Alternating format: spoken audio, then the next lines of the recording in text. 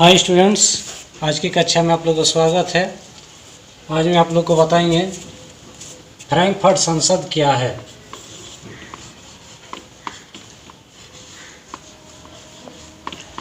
Frankfurt संसद क्या है।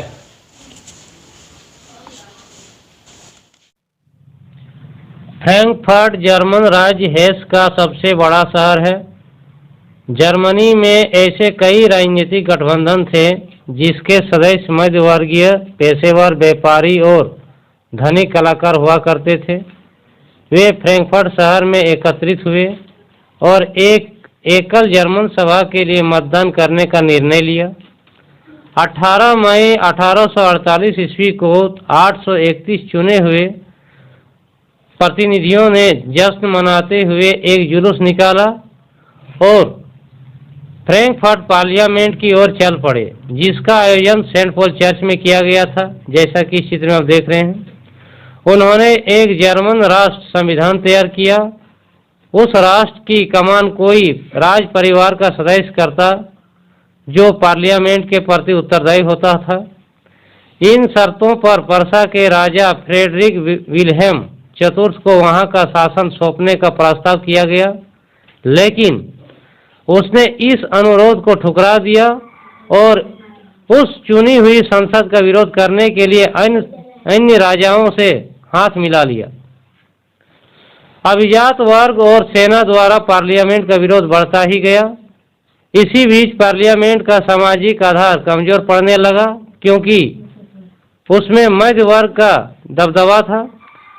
मध्य वर्ग का मजदूरों और कारीगरों की मांग का विरोध करता था और इसलिए उसे उनके समर्थन से हाथ धोना पड़ा। आखिरकार सेना बुलाई गई और इस तरह से असेंबली को समाप्त कर दिया गया और इस उत्तरदायी आंदोलन में महिलाओं ने भी भारी संख्या में हिस्सा लिया। इसके बावजूद असेंबली के चुनाव में उन्हें मताधिकार नहीं दिया गया। जब सेंट पॉल चर्च में फ्रैंकफर्ट पार्लियामेंट बुलाई गई थी, तो महिलाओं को केवल दर्शक दीर्घा में बैठने की अनुमति मिली थी। इसका परिणाम ये हुआ कि रूढ़िवादी शक्तियां इस उदारवादी आंदोलन को कुचलने में सफल रही, लेकिन पुरानी व्यवस्था को दोबारा बहाल नहीं किया जा सका। दूसरा पॉइंट है इटली का एकीकरण। इटली का एकीकरण। इटली का एकीकरण किसने किया था? तो इटली का एकीकरण करने में सबसे महत्वपूर्ण भूमिका निभाया था काउंट कैमिलो दी काउर ने, जो सार्डिनिया पिडमोंट का मंत्री था।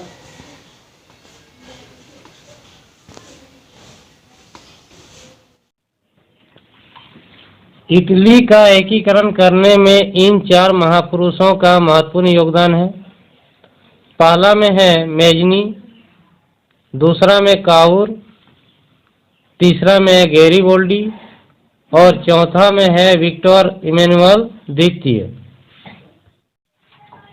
इस मानचित्र में यूरोपीय देश इटली का एकीकरण से पहले और एकीकरण के बाद का मानचित्र दिखाया गया है। एकीकरण से पहले इटली अनेक वंशानुगत राज्यों और बहुराष्ट्रीय हैब्सबर्ग साम्राज्य में बिखरा हुआ था और 19वीं सदी के मध्य में इटली 7 राज्यों में बटा हुआ था, जो कि इस मानचित्र में हरा, पीला, लाल, बैंगनी, नीला रंग में दर्शाया गया है। और दूसरा मानचित्र में एकीकरण के बाद का दिखाया गया है।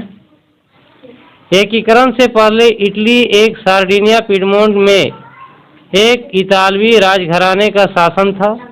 इटली का उत्तरी भाग ऑस्ट्रियाई हैब्सबर्ग के अधीन था और मध्य इलाकों पर पोप का शासन था, तथा दक्षिणी क्षेत्र में स्पेन के बुबरो राजाओं के अधीन थे। 1830 के दशक में यूसेबे मैत्सिनी ने एकीकृत इटली का गणराज्य के लिए एक सुविचारित कार्यक्रम प्रस्तुत करने का प्रयास किया था। उसने अपने उद्देश्यों को पूरा करने के लिए यंग इटली नामक एक गुप्त संगठन बनाए थे। काउंट कैमिलो दे काउर ने फ्रांस से सार्डिनिया पीडमोंट की एक चतुर कूटनीति संधि किया और 1859 ईस्वी में उसने ऑस्ट्रियाई बलों को हराने में सफल रहे और गैरीबोल्डी भी सैनिकों की मदद से इस युद्ध में हिस्सा लिया और सफल रहा तथा 1861 ईस्वी में इमैनुअल द्वित को एकीकृत इटली का राजा बनाया गया। इस प्रकार इटली का एकीकरण 1861 ईस्वी में पूर्ण हुआ। तीसरा पॉइंट है जर्मनी का एकीकरण। जर्मनी का एकीकरण। जर्मनी का एकीकरण किसने किया था? जर्मनी का एकीकरण ओटोमन बिस्मार्क ने किया था। 19वीं सदी की शुरुआत में जर्मनी भी इटली का तरह एक भौगोलिक अभिव्यक्ति मात्र था।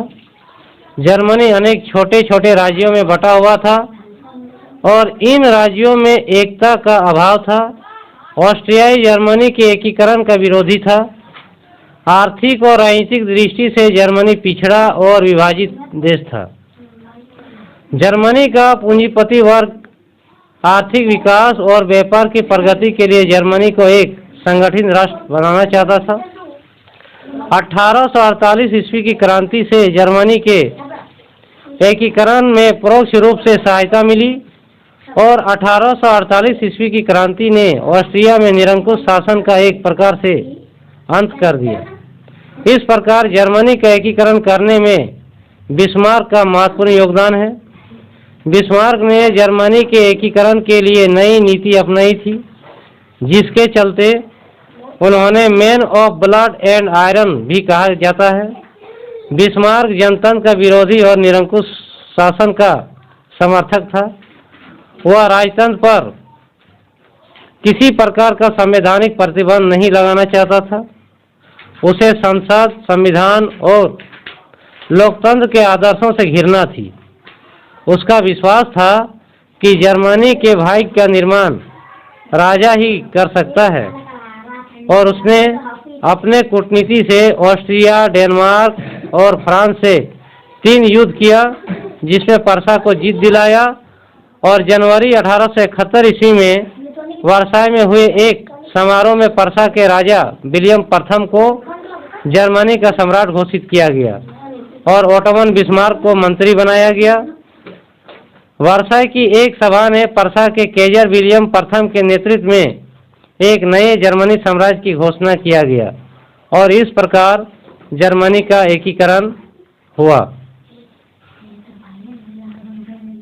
तो इस प्रकार आज के वीडियो में फ्रैंकफर्ट संसद क्या है, इटली का एकीकरण किसने किया था और जर्मनी के एकीकरण किसने किया था, इन सब के बारे में बताएं। आप लोग को अच्छा लगा हो तो सब्सक्राइब कीजिएगा।